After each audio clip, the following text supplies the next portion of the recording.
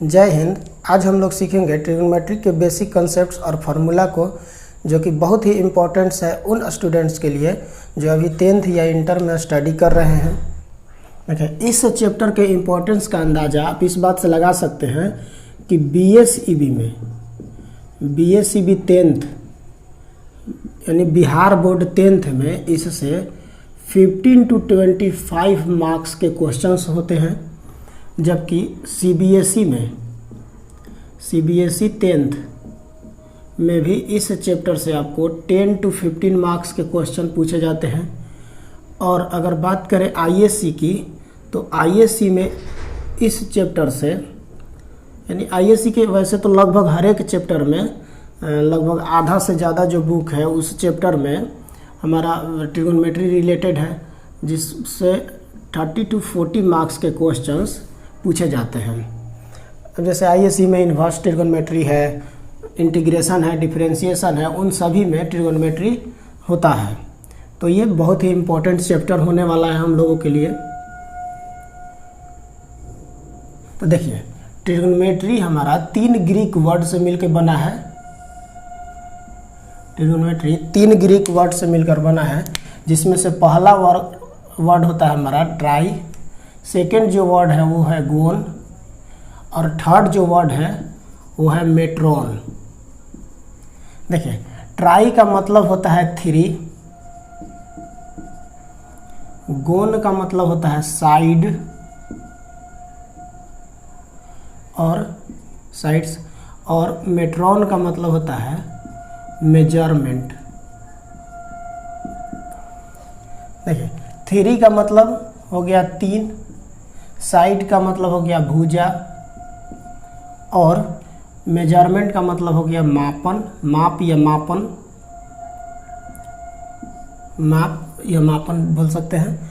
यानी कि अगर इसको हम लोग ऐड कर दें तो इसका जो ट्रिग्नोमेट्री का शाब्दिक अर्थ हो जाता है 3 भुजाओं का मापन। अब 3 भुजा का जब भी जिक्र होगा तो हम लोगों को एक ही आकृति ध्यान में आएगा, और वो है त्रिभुज। तो ट्रिग्नोमेट्री अप्लाई होता है वो सिर्फ राइट एंगल ट्रायंगल पे अप्लाई होता है। इसके फर्स्ट पॉइंट को अगर हम लोग देखें तो वो है कि it is the measurement of side, it is the measurement of sides of triangle, sides of triangle. ये मेजरमेंट होता है साइड्स ऑफ ट्रायंगल का। सेकेंड, अगर इसके पॉइंट्स को देखें तो it tells us about the relation between, it tells us about the relation between angles and sides of the triangle। यह हमें संबंध बतलाता है किसी भी ट्रायंगल के एंगल्स और साइड के बीच, साइड यानी कि भुजा के बीच। थर्ड इसका पॉइंट कि it is applied only on right angle triangle, यानी कि यह सिर्फ राइट एंगल ट्रायंगल पर ही अप्लाई होता है। राइट एंगल ट्रायंगल का मतलब समकोण त्रिभुज जिसका 1 एंगल 90 डिग्री का हो, तो ये वैसे ही ट्रायंगल पर अप्लाई होता है। देखिए, इसका नेक्स्ट जो 4th पॉइंट है वो बहुत ही इम्पोर्टेंट है, जो है कि इसकी यानी कि ट्रिग्नोमेट्रिक रेशियो की जो संख्या होती है वो 6 होती है। तो द टोटल नंबर ऑफ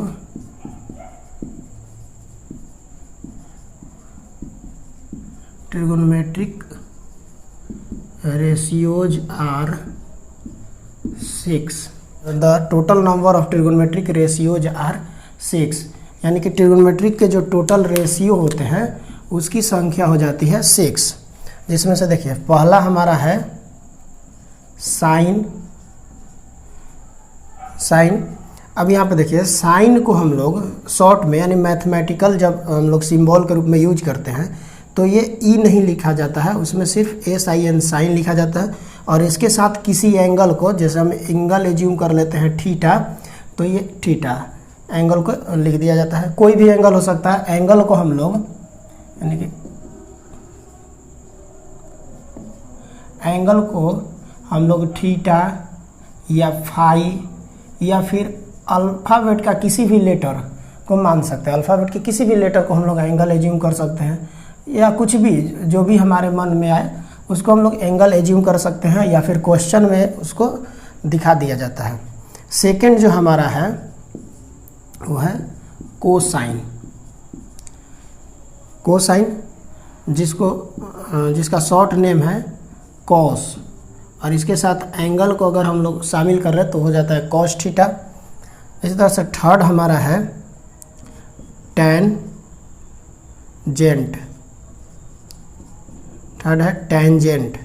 और टेंजेंट का शॉर्ट रूप हो जाता है टेन थीटा।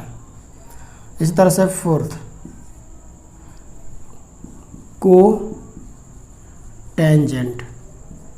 कोटेंजेंट का शॉर्ट रूप हो जाता है कोट थीटा। फिफ्थ जो हमारा है वो है सेकेंट, और सेकेंड का जो शॉर्ट नेम होता है वो है सेक, और उसके साथ एंगल अगर शामिल हो जाए तो थीटा, सेक थीटा।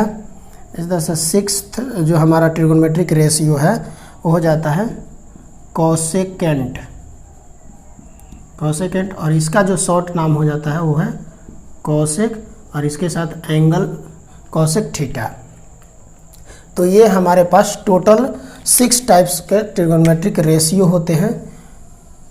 इसी पर पूरा ट्रिग्नोमेट्रिक का मैथ डिपेंड करता है।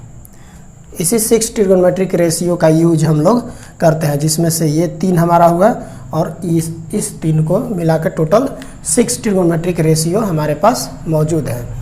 इन्हीं 6 ट्रिग्नोमेट्रिक रेशियो के आधार पर हम लोग इससे रिलेटेड क्वेश्चंस को सॉल्व करते हैं। अब देखिए इस पॉइंट्स को अगर हम लोग देखें तो it is applied only on right angle triangle, यानी कि ये अप्लाई जो होता है वो राइट एंगल ट्रेंगल पर होता है। तो अब हम लोग समझते हैं राइट एंगल ट्रेंगल के बारे में कुछ फैक्ट्स को। तो आइए उसको देखते हैं। देखिए यहाँ पे some important facts of right angle triangle. Right angle triangle के कुछ इम्पोर्टेंट फैक्ट्स यानी तथ्य। तो देखिए एक राइट एंगल ट्रायंगल हम लोग ड्रॉ कर लेते हैं। ये पहले इसमें हम लोग इसके फैक्ट्स को समझ लेते हैं। देखिए पहला फैक्ट्स ये कहता है कि राइट एंगल ट्रायंगल में वन एंगल जो होगा, one angle is right angle, one angle is right angle. इसका मतलब कि 90 डिग्री का। सेकंड पॉइंट कि other two angles are acute angle. Acute angle का मतलब होता है less than 90 degree, less than 90 degree. Acute angle का मतलब होता है लेस देन 90 डिग्री और ग्रेटर देन 0 डिग्री। 90 डिग्री से छोटा और 0 डिग्री से बड़े एंगल को हम लोग बोलते हैं एक्यूट एंगल। थर्ड पॉइंट कि राइट एंगल ट्रायंगल में हमारे पास होता है एक हाइपोटेनस, एक होता है परपेंडिकुलर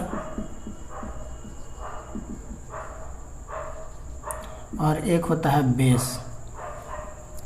तो आइए हम लोग इसको समझते हैं। देखिए सबसे पहले हम एक ड्रॉ कर देते हैं यहाँ पे right angle triangle.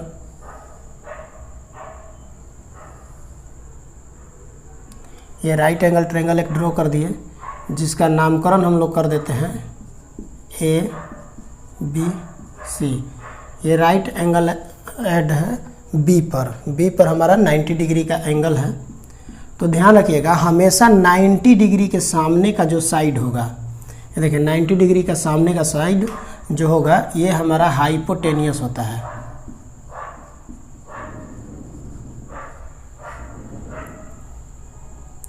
Ninety degree के सामने का जो साइड होगा वो हाइपोटेनियस होगा, जिसको हम लोग कर्ण बोलते हैं हिंदी में, और इसको H से डिनोट किया जाता है। अब इन दोनों पॉइंट पर से हम लोग किसी को भी एंगल एज्यूम कर सकते हैं। तो देखिए, अगर हम इसको एंगल एज्यूम करते हैं ए को, तो इसके सामने की जो साइड्स होगी इसको बोलते हैं side opposite to angle A, side opposite to angle A, जिसमें इसको अगर हिंदी में बोले तो कोण ए की सम्मुख भुजा, कोण ए की सम्मुख भुजा। और इस साइड वाला जो होगा, जो एंगल से सटा हुआ हमारा साइड होता है, इस एंगल से सटे हुए साइड को हम लोग बोलते हैं इसको side adjacent, side adjacent to angle A. देखिए, side adjacent to angle A मतलब कि कोण ए की संलग्न भुजा। अगर हिंदी में करें तो कोण ए की संलग्न भुजा, इसको हम लोग बेस भी बोलते हैं, बेस, और इसको डिनोट किया जाता है बी से, इसको बी से डिनोट किया जाता है। और इसको हम लोग परपेंडिकुलर बोलते हैं,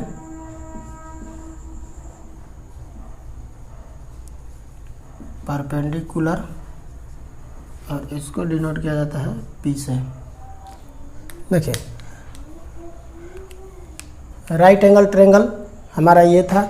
इसमें से जो 90 डिग्री के सामने वाला होगा वो हाइपोटेनस होता है, और जिस भी एंगल को हम लोग लेंगे, यहाँ पे देखिए एंगल ए को हम लोग अगर लिए हैं तो इस एंगल के सामने वाला जो साइड होता है वो परपेंडिकुलर होता है, और इस एंगल से जो सटा हुआ साइड होता है उसको हम लोग बेस बोलते हैं।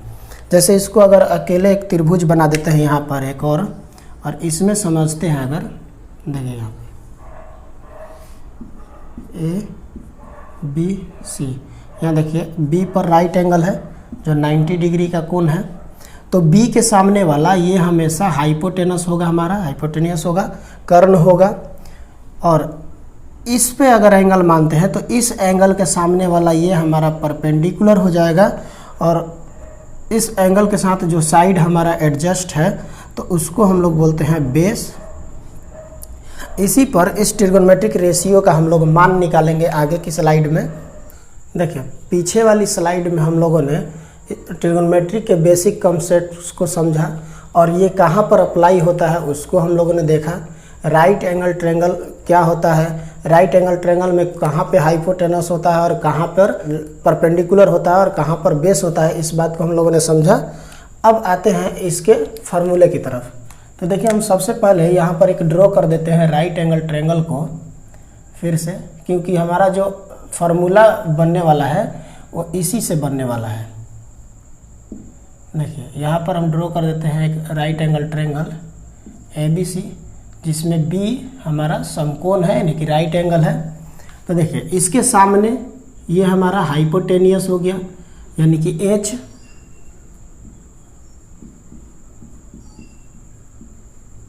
हाइपोटेनियस हो गया, कर्ण जिसको H बोलते हैं। इस एंगल को अगर हम लोग एज्यूम करते हैं थीटा, तो थीटा के सामने हमारा हो गया परपेंडिकुलर,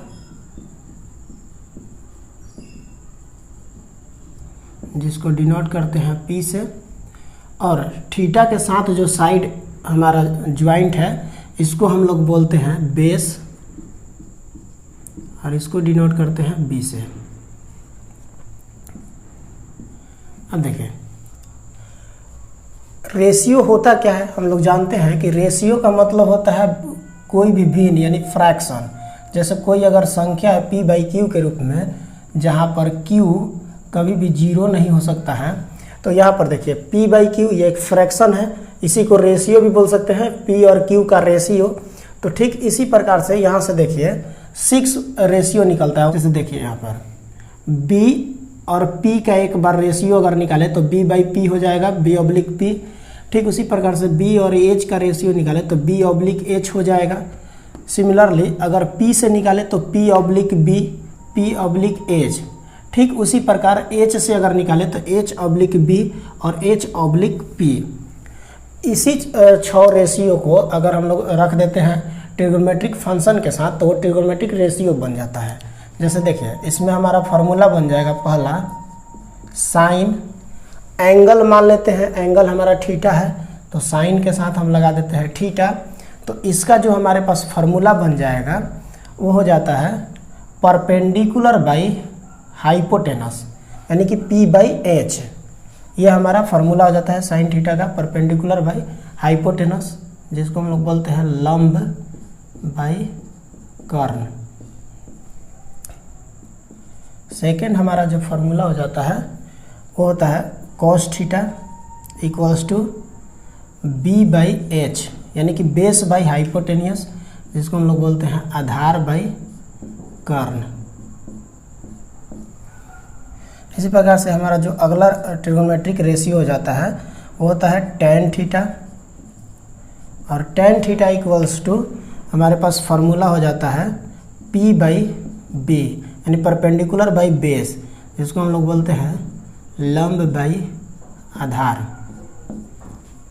अब देखिए ये तीन को अगर आपको याद है तो बाकी के सब इसका रिवर्स होता है। जैसे tan का रिवर्स cot होता है, हम लोग निकाल सकते हैं cot थीटा बराबर ये tan का रिवर्स होता है, तो इसका मतलब कि b बाई p, यानी कि आधार बाई लंब। इसी प्रकार से जो हमारा फिफ्थ ट्रिग्नोमेट्रिक रेशियो है वो होता है cos का उल्टा sec, cos का जो रिवर्स होगा वो sec थीटा होता है। देखिए cos हमारे पास b बाई एच है तो इसको हम लोग कर सकते हैं h बाई b, यानी कि कर्ण बाई आधार।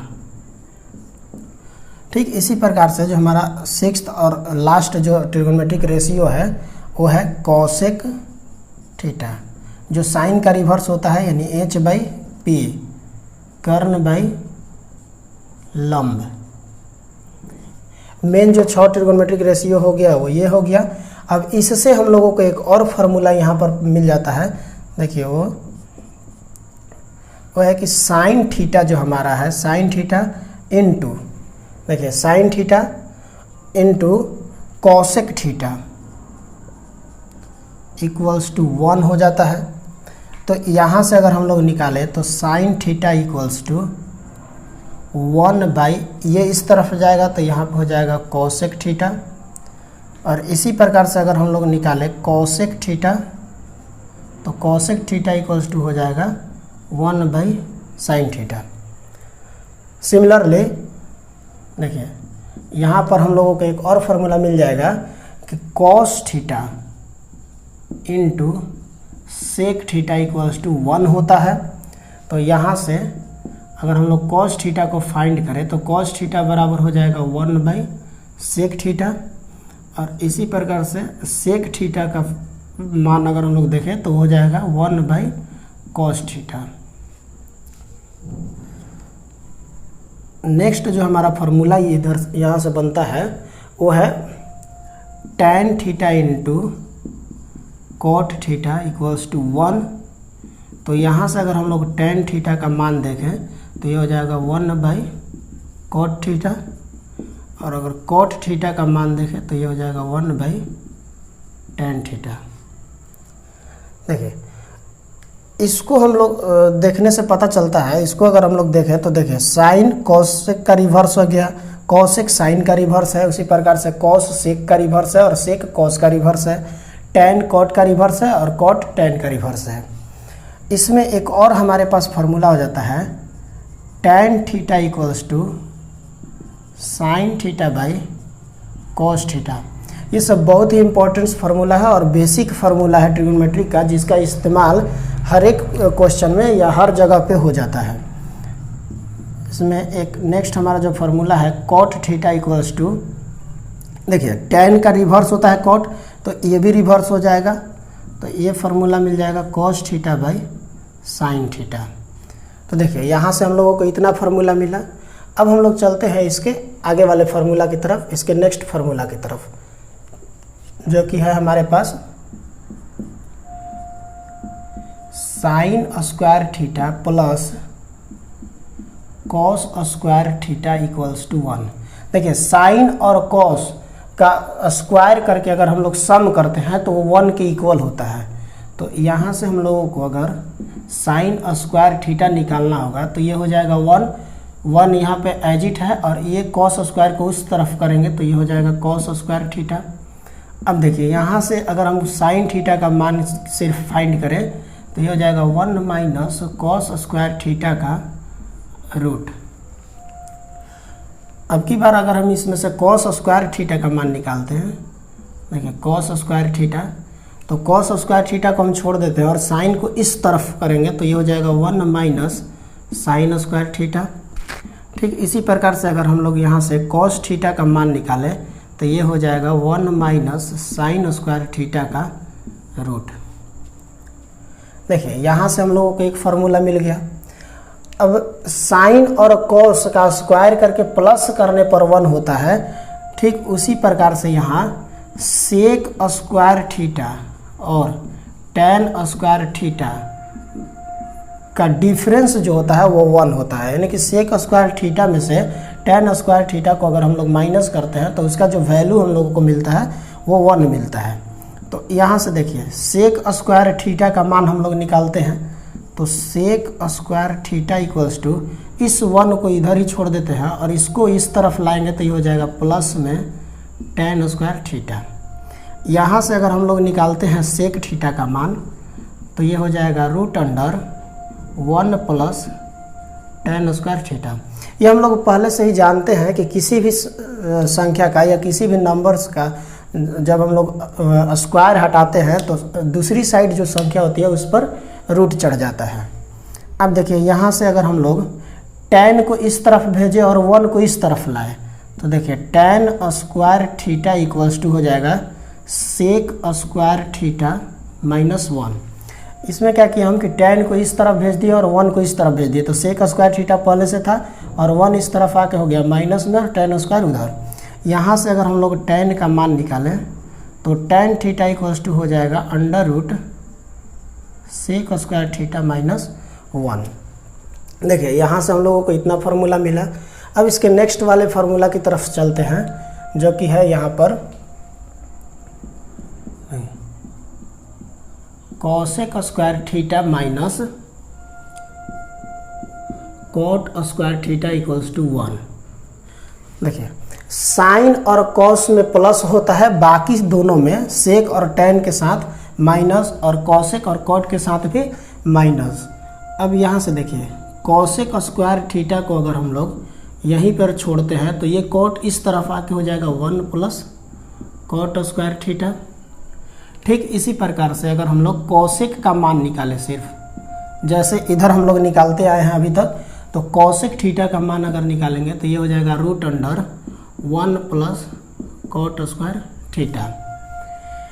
ऐसे ही अगर हम लोग यहाँ से निकालते हैं कॉट का, तो देखिए कॉट को इस तरफ भेजेंगे और 1 को इस तरफ लाएंगे तो कॉट स्क्वायर थीटा बराबर हो जाएगा कॉसेक स्क्वायर थीटा माइनस 1।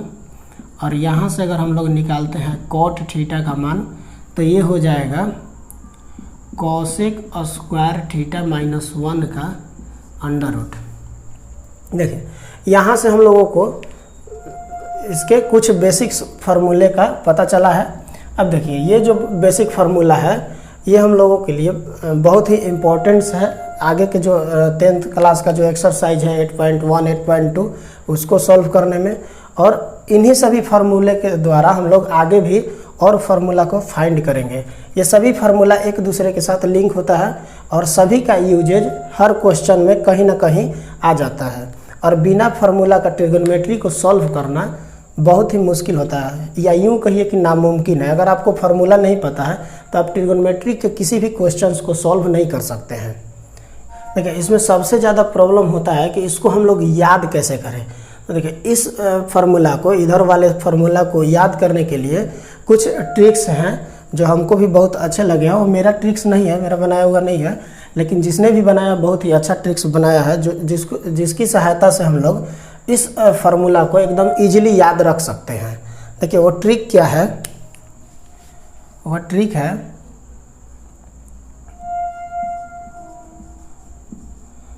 पढ़ बेटा पढ़ हाली हाली बढ़।